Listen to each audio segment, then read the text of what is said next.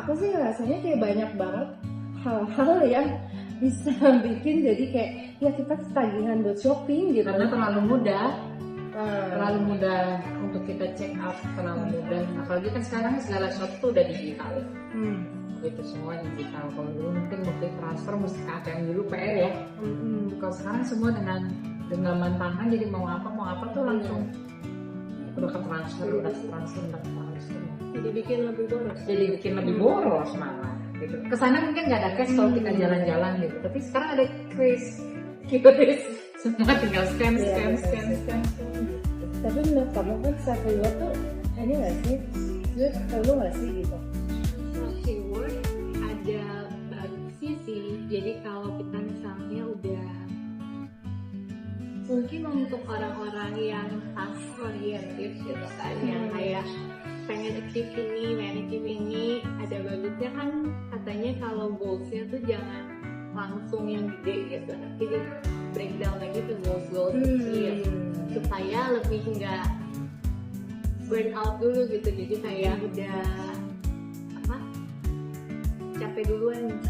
Jadi begitu goals kecil terpenuhi ada self rewardnya, jadi kayak recharge lagi buat goals berikutnya gitu. Ya sama sih menurut aku juga self reward tuh perlu ya. Cuma kadang tuh kayak perlu ada batasnya juga, karena kadang tuh kayak terlalu jadi bisa ada sedikit kecanduan kayak udah aku mau self reward tapi self reward tuh kayak terlalu over aja sih gitu kan. Kadang kalau kayak shopping, kalau aku nggak kayak shopping belanja yang hal-hal yang nggak terlalu penting kayak impulse buying gitu kan bikin jadi boros ya sebenarnya juga gitu. Padahal sebenarnya nggak butuh-butuh banget gitu, tapi kayak lebih karena kayaknya lucu deh, kayaknya bagus deh gitu. Jadi kayak udah lah ini self reward, aku udah kerja nih capek dari pagi sampai sore, ya udahlah nggak apa-apa self reward gitu. Mungkin ya kebutuhan atau keinginannya mungkin balik lagi ya, tapi kadang kalau banyak kan seringnya keinginan sih pasti bukan kebutuhan ya gitu. Jadi ya mungkin lebih ke, kalau aku kepikirannya kayak mungkin sebulan sekali aja misalnya gitu ya, kayak dibatasin aja mungkin gitu kan. Mau self reward beli apa, ya udahlah sebulan sekali aja. Atau kalau misalnya masih punya yang mirip-mirip ya udahlah nggak usah beli dulu, mungkin gitu kali ya. Atau tiap kali kasih self reward tapi harus nabung juga. Jadi nggak selalu ngeluarin kan, keluarin. Memang kalau nabung nggak dipisahin di awal berarti. Tergantung orangnya ya. Kalau aku tipenya yang nggak self reward soalnya. Jadi kamu tipenya apa? Aku tipe maksudnya self reward tapi mungkin beda kasusnya ya, nggak shopping. Kalau aku lebih ke sama aja sih, nonton. Apa itu kamu gadget kan? Jadi subscriptionnya kayaknya kalau iya, semua di subscribe. Itu aku juga sih. Iya, semua pengen di subscribe. Apa aja yang ada di HP? Nah, maaf ya sebut merek, ada Prime Video, ada Netflix, ada Disney Hotstar, yang terbaru ada Max HBO. Wow. Dulu ada nambah-nambah lagi tapi karena mereka gila banyak banget, terus tiap tagihan bulan ini banyak banget semua nambah dimatiin satu-satu. Tapi itu empat-empatnya masih dipakai, maksudnya masih ditonton semua? Masih di semua apps itu? Masih, tapi kalau kerjaan masih nggak banyak. Kalau kerjaan banyak udah lupa, ternyata udah sebulan lewat. Dan suka lupa subscribe, unsubscribe. Maksudnya di awal pas subscribe itu ya gue cuma pengen nonton ini, habis itu lupa buat unsubscribe. Ya kan tagihannya maksudnya terjadi terus setiap bulan. Betul. Sampai sadar udah ada tontonan berikutnya, nggak jadi unsubscribe. Pacun banget emang.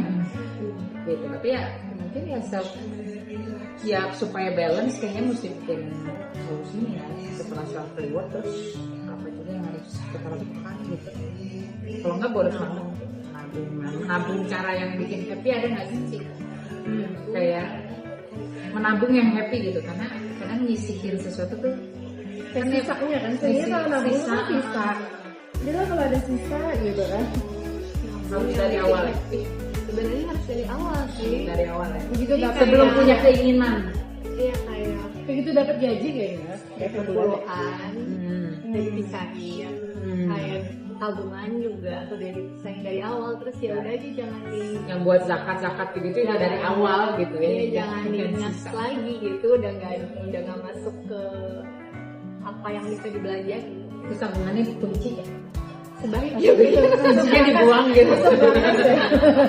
Kuncinya dibikin susah dapetinnya gitu. deposito misalnya terkunci kayak gitu. Terkunci Nggak kemarin. bisa dikeluarin, sebulan kemudian baru bisa dikeluarin. Iya, mesti memanipulasi diri untuk supaya maksudnya nggak segampang itu ngambilin tabungan gitu ya. Dipersulit. Gitu. Harusnya ya. Tapi kita harusnya. Nanti dicoba. Kalau nabung, kamu selama ini nabungnya di mana aja? rumah nabung ya itu kalau aku nabungnya jadi begitu dapat gaji jadi sayang tuh ke tabungan bank lain gitu. Oh, jadi ada 2 rekening Yang yang rekening itu dilempar udah ke sana gitu. Terus aku juga ada ini sih, maksudnya kalau masih ada lebih ada investasi saham juga. sahamnya kayak apa? Perlu cek. Tapi sahamnya bukan Pepsico atau apa gitu. Sahamnya ya Di perusahaan. belum kalau kripto belum di BPKA Kayaknya semua orang ada saham sana. karena paling akan banyak ya gitu.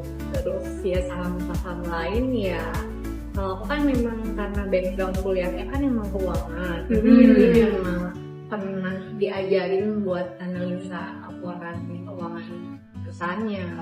Jadi selalu kalau mau invest apapun aku lihat fundamental perusahaannya dulu. Naruh saham di mana kan ya? Cenayangnya. Yang ininya fondasinya kuat dulu gitu ya. Tapi juga nggak boleh karena ikut-ikutan ya katanya kalau Iya, nggak harus tahu sendiri.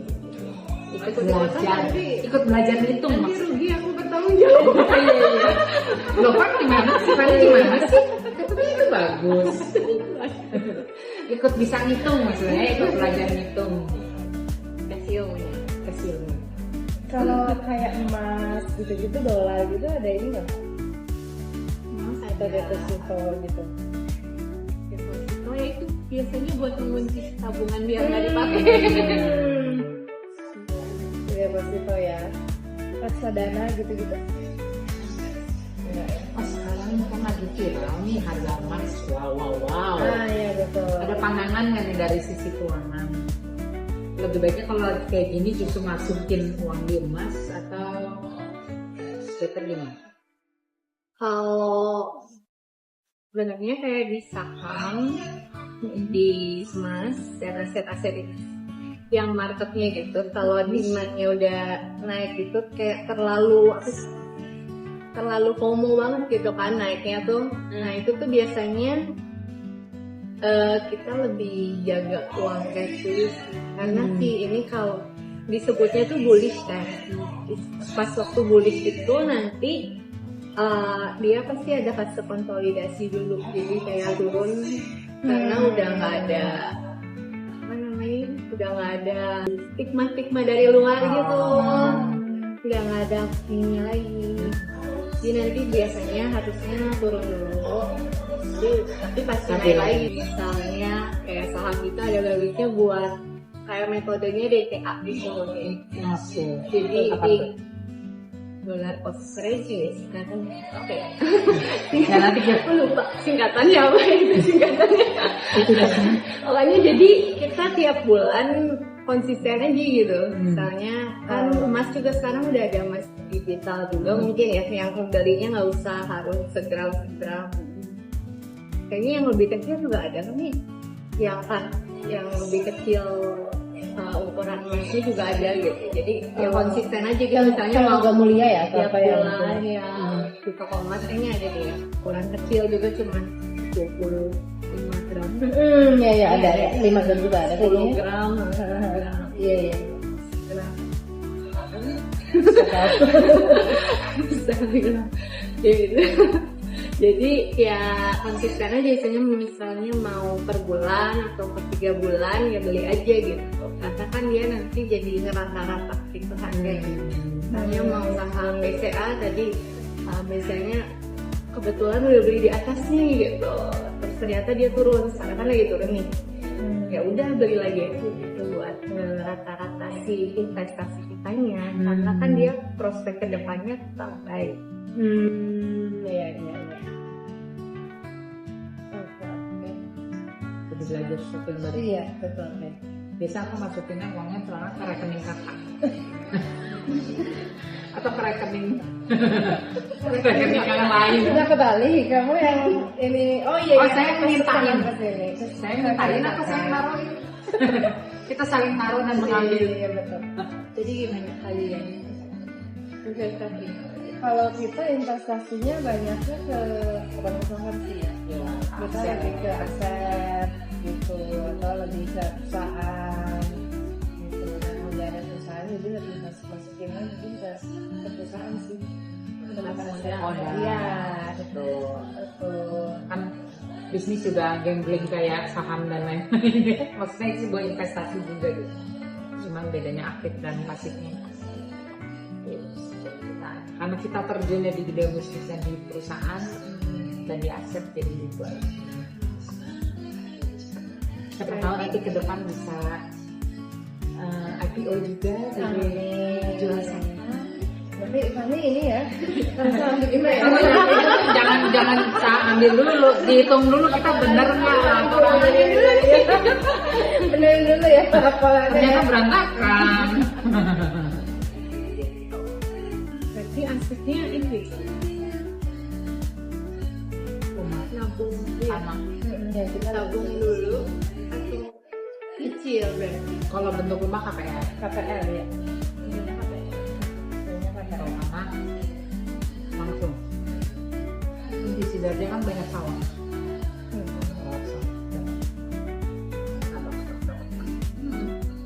Mau bertanya. Enggak jadi. Ada yang memang sawahnya dibeli untuk petani karena memang di daerah Sidoarjo itu memang agriculture gitu. Terus kan kita juga buat ketahanan orang di dalam ya kita ada koperasi juga, jadi berasnya kita jualan di koperasi dengan harga yang lebih murah buat karyawan gitu. Tapi satu sisi kalau itu dekat pabrik, ada beberapa pemerintah lagi ada apa bahasanya penghijauan ya.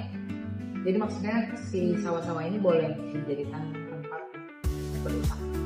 Maksudnya dijadikan pabrik atau nanti kita jadi. Tapi ada yang nggak boleh ya kalau nggak bisa. Ada yang nggak boleh ya kita beli tapi tetap emang bercocok sama buat support juga tani lokal. Gue mau bertanya. Buat masa tua pensiunnya buat bertani masa- dong. Buat ya gitulah. Buat ya, itu ada bisa macam-macam sih. Kita pengen bertani juga karena memang kuatnya agriculture gitu. Tanahnya subur. Tanahnya subur juga. Tapi karena kita juga ada koperasi yang kita tanam juga bisa untuk karyawan. Gitu. Tapi di luar itu juga pemerintah ada bahasanya penghijauan atau apa, mohon maaf ya salah gitu atau apa. Tapi sawah itu tuh boleh dibangun untuk kantor ataupun pabrik.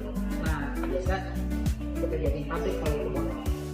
Tapi yang nggak boleh ya. Yang nggak boleh tetap kita buat tanam ya. buat